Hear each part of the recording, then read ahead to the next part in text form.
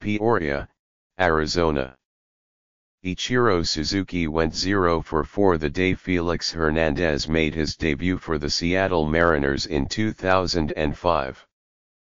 But that is not how Hernandez remembers it.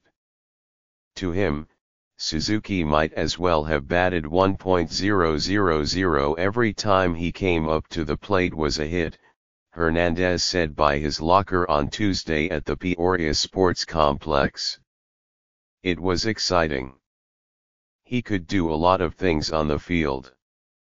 Suzuki, 44, will soon return officially to the Mariners clubhouse, where he already has a locker stall, a stack of mail and his old number 51 jersey waiting for him. On Wednesday, the Mariners announced a one-year contract with Suzuki, a former American League Most Valuable Player. About 10 miles down Bell Road at the Texas Rangers complex in Surprise, another former superstar has also found a home. Tim Lincecum, a two-time Cy Young Award winner for the San Francisco Giants, worked out with the Rangers on Tuesday after agreeing to a contract. The one-year, $1 million deal became official Wednesday after the Rangers got the results of a physical exam. They plan to use Lincecum, 33, as a reliever, but they do not know exactly what they have. There's two kinds of realities here, Texas General Manager John Daniels said. One is that you're talking about one of the best pitchers of this generation, who has been unique from day one in how he's built, how he does it, his arsenal and his body. And so, from that standpoint, we used to say this about Josh Hamilton, nothing would surprise me. If he's healthy, and it appears that he is, then nothing would surprise me. The flip side is he's had some physical ailments and didn't pitch last year, and obviously he hasn't performed at that level in quite a while. I think we go ahead and let him get ready for the season and see where it winds up. In their primes, Suzuki and Lincecum were undersized marvels, both 5 feet 11 inches and less than 180 pounds. Their bodies seemingly made of elastic. Suzuki slashed and dashed in one motion as he bolted from the batter's box.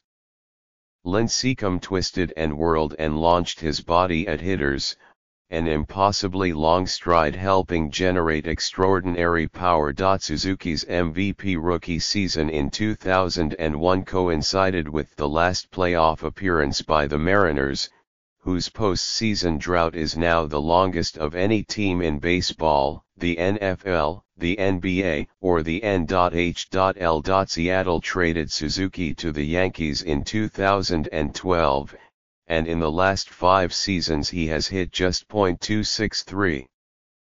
This version of Suzuki may not help much, but the nostalgia is palpable everywhere you go. People love him, second baseman Robinson Cano said, who played with Suzuki on the Yankees.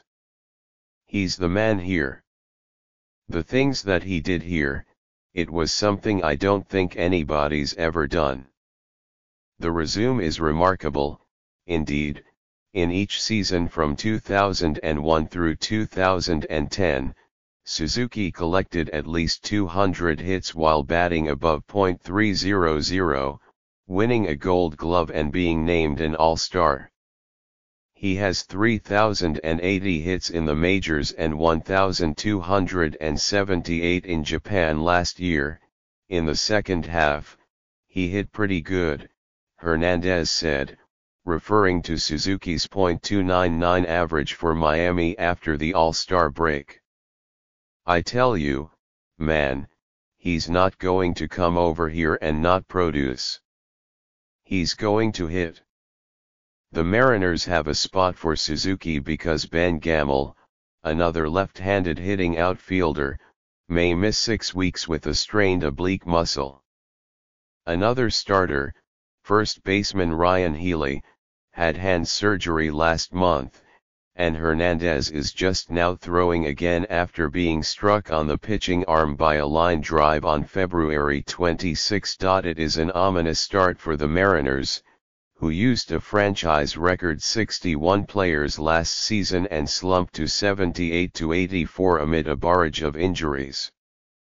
The Rangers had the same record, and signing Lincecum fits with an off-season pitching strategy that was both modest and aggressive. The Rangers traded for starter Matt Moore, a former All-Star who struggled for the Giants last season.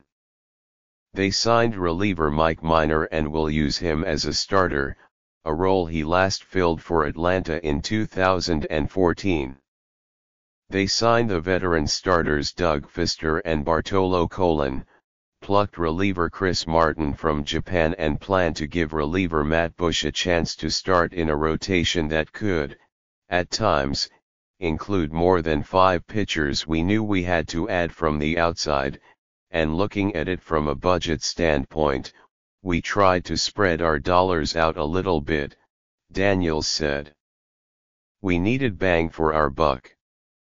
We needed guys who have the opportunity to be better than their acquisition cost might suggest. That also includes Lincecum. Hip problems dulled his effectiveness for the Giants, and a 2016 cameo for the Los Angeles Angels produced a 9.16 ERA in 9 starts. But Lincecum, who attended the funeral of his older brother, Sean, last weekend, rediscovered his fastball this winter through training at the Driveline pitching facility near his Seattle home, bumping his velocity from 86 miles an hour to the 90 to 93 range. Lincecum thrived as a reliever in the 2012 World Series against Detroit, but his greatest moment came 2 years before in Arlington, Texas. In Game 5 of the 2010 World Series, Lincecum throttled the Rangers for 8 innings to win the clincher. When I spoke to him on the phone before he signed, he apologized for it, Daniels said. It wasn't a very sincere apology.